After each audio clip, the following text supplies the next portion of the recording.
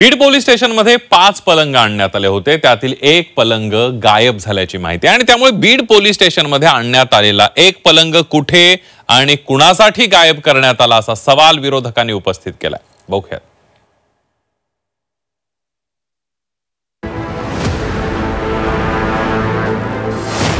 Police स्टेशनमध्ये पलंग नक्की कोणासाठी?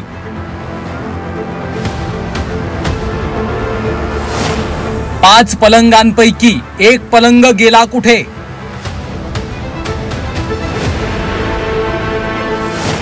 पलंगांवरून विरोधकांचे सरकारला सवाल. बीडमधील सरपंच संतोष देशमुख हत्या प्रकरणावरून राज्याचं राजकारण ढवळून निघाल्याचं पाहायला मिळतंय. देशमुख हत्या प्रकरणातील अटकेत असलेले आरोपी बीड पोलीस ठाण्यामध्येच आहेत. त्यातच बीड पोलीस स्टेशनमध्ये 5 पलंग आणण्यात आलेत. त्यापैकी एक पलंग गायब झाल्याची माहिती आहे. त्यामुळे बीड पोलीस स्टेशनमध्ये आणण्यात आलेला एक पलंग कुठे आणि कुणासाठी गायब करण्यात आला असा सवाल आता विरोधक उपस्थित करतायत. तो पलंग वाल्मिकसाठी नेण्यात आलाय का याची चौकशी व्हावी अशी मागणी विरोधकांनी केली आहे. माझं म्हणणं की एका पोलीस स्टेशनसाठी कशाला, तुम्ही अख्ख्या महाराष्ट्रामध्ये जे कुठला पोलीस स्टेशन आहेत तिथले आपले अधिकारी दिवस रात्र काम करतात, सगळ्यांसाठी तुम्ही पलंग मागा. पलंग कशाला? त्याच्याबरोबर लागणारा एसी असेल, चादरी असतील, पांघरुण असेल, नाहीतर काही चांगली उशी असेल, चांगल्या हाय क्वालिटीच्या जर गाद्या असतील त्यासोबत तुम्हाला मागवायला काय हरकत आहे? पोलीस स्टेशनमध्ये बेड आणि घेऊन गेलेत. यापूर्वी असं कधी पोलीस स्टेशनमध्ये बेड नेताना, कॉट नेताना ते म्हणतात की पोलिसासाठी होतं. पोलिसांनी कधी त्या पोलीस स्टेशनमध्ये काटवर झोपल्याची माहिती नाही. ते कोणाचे लाड आहेत?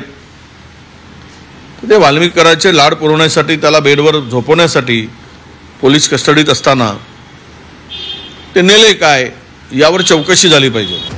हे बेड पोलीस गार्ड यांच्यासाठी आणल्याची प्रतिक्रिया बीडचे पोलीस उपअधीक्षक सचिन पाणकर यांनी दिली आहे.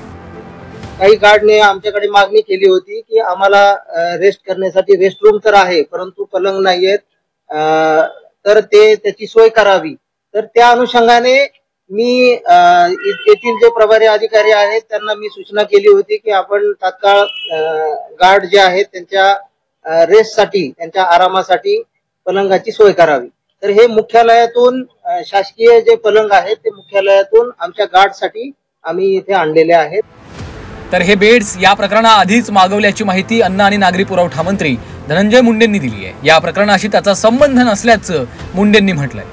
पूर्वीच ज्या खाटा मागवल्या होत्या त्या पूर्वीच मागवलेल्या आहेत. त्या काही ही घटना घडल्यानंतर किंवा घटना घडायच्या नंतर किंवा आरोपी अटक होणार आहेत त्यावेळेस काही केलेलं नाही, तर त्याच्या अगोदरच त्यांनी त्या खाट मागवल्या असं पोलीस प्रशासनाने त्यांच्या स्टेटमेंटमध्ये अतिशय सुस्पष्टपणाने सांगितलेलं आहे.